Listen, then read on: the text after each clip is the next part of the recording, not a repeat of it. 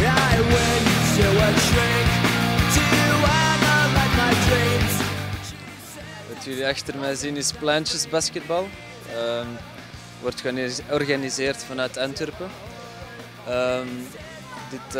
Dit vindt elke woensdag plaats van 2 tot 5. Er zijn verschillende niveaus qua leeftijd en qua kunnen.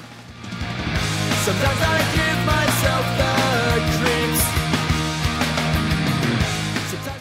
We willen dat jongeren uit de buurt naar hier komen om mee te basketballen.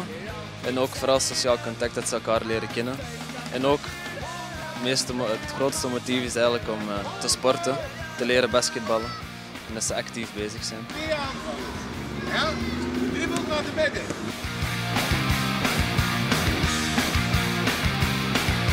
Grasping to control.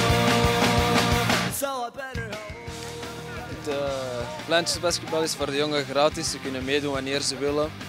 De trainer wil wel dat ze op het vaste tijdstip komen. Wanneer ze gevraagd worden, dat ze niet tijdens de les ineens inspringen. Voilà.